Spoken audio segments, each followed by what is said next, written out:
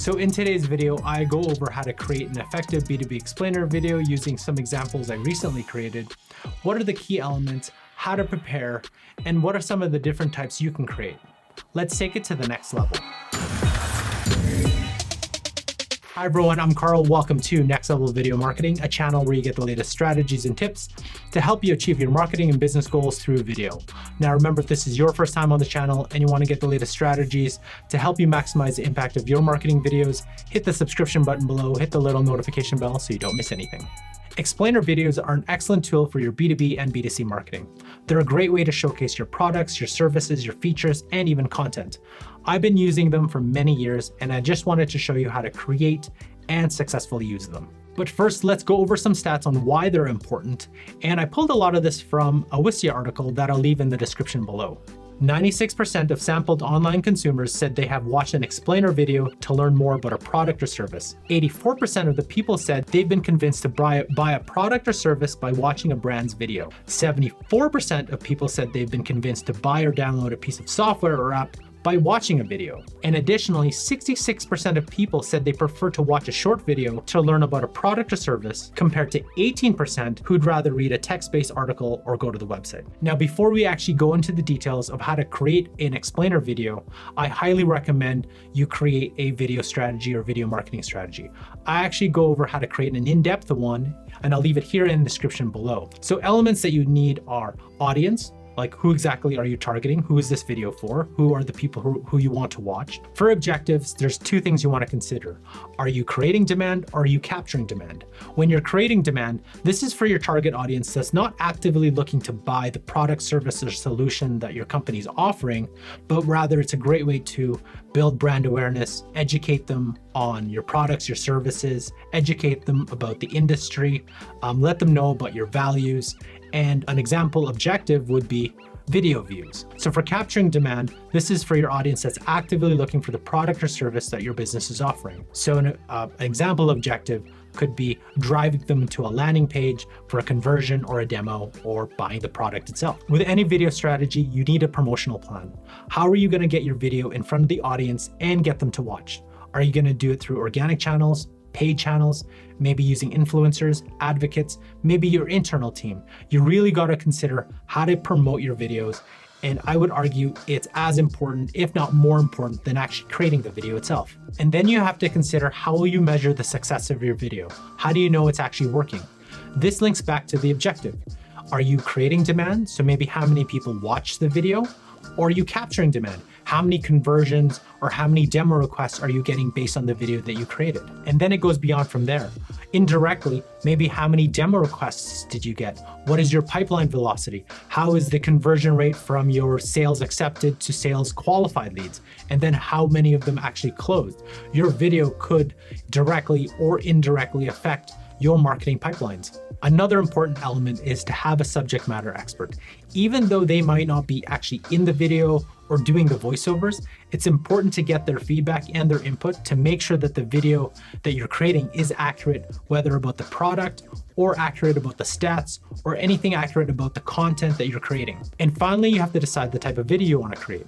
Is it an animated video? Is it a voiceover with stock images and stock video footage? Are you screencasting the product or service? Are you going live? There's so many to choose from. After you finish creating your video strategy, now it's time to work on your script.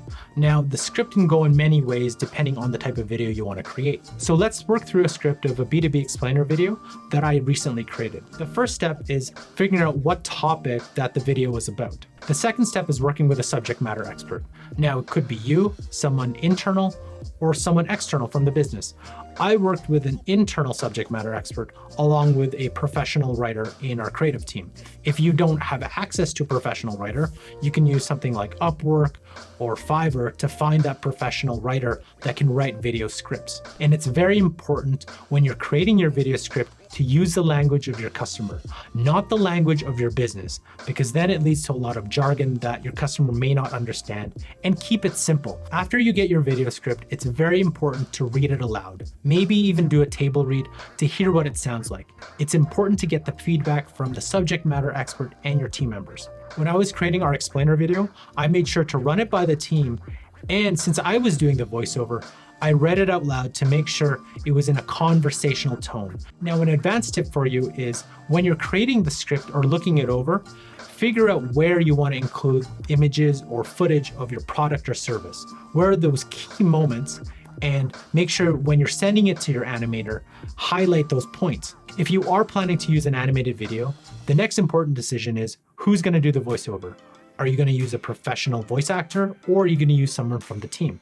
Now, since I have all the equipment, I've done a lot of the voiceovers, but if you don't, I do recommend using a professional voice actor. You can get them from Voice Bunny or Voices, and there's a lot of different services out there. Once you get your voiceover back, it's time to send it to the animator. And that's why it was important to highlight the sections where you wanted your product images, your features, or even certain images where you want that in your script, because then you can send it over to animator and make sure those key elements are included. So the next thing I want to talk about is the anatomy of an effective B2B explainer video. And there's 5 key elements. There's the problem, there's the solution, how your product works, showing your product or service in real life situations, and the call to action. Now, I want to go through these using the explainer video I talked about in the script. So let's watch the animated explainer video, and then let's go through each of the elements. Ever wish you could see what other corporate social responsibility professionals have done to achieve positive change? A CSR best practice cheat sheet, if you will? Benevity offers exactly that with the 2021 CSR Trends Guide. It's an all-in-one, easy-to-digest infographic guide, complete with program trends, popular best practices, and key stats.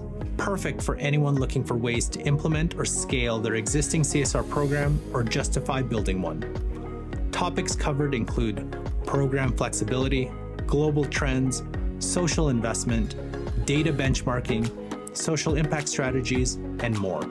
It's free, it's easy to access, and offers insights that give you a significant advantage, regardless of who you are or where your CSR program's at. Don't miss the chance to start 2021 right. Click the link around this video and get your guide today. So the first element is defining the problem that the customer is facing, and this is how we did it in this video. Ever wish you could see what other corporate social responsibility professionals have done to achieve positive change? A CSR best practice cheat sheet, if you will? The second part is defining how your product or service or even the content solves that problem. And here's the section where we talked about it in the video. Benevity offers exactly that with the 2021 CSR Trends Guide. It's an all-in-one, easy-to-digest infographic guide, complete with program trends, popular best practices, and key stats. Perfect for anyone looking for ways to implement or scale their existing CSR program or justify building one. The third element is, how does your product, service, or content work? You've got to explain that. And here's how we explained it. Topics covered include program flexibility, global trends, social investment, data benchmarking, social impact strategies, and more. This is where you can add a testimonial from a current customer or describe how your product works in real life. And the final element is adding a call to action. What will you want your viewer to do next, either to get your product, service, or content? And here's how we did it in the explainer video. Don't miss the chance to start 2021 right. Click the link around this video and get your guide today. So let's recap on creating a successful explainer video. Make sure to develop a video marketing strategy first, work with and get feedback from a subject matter expert, create a great script, and understanding the key elements of showcasing a problem, how your product or service solves that problem, showing how your product or service actually works, showing it in real life situations, and then adding a call to actions to make sure that the viewer knows what to do next. Explainer videos are just one type of video to help with your B2B marketing. For the other types, you got to check out this playlist here. And to develop an effective video marketing strategy, check out this playlist here. Thanks for watching, and I'll see you in our next episode.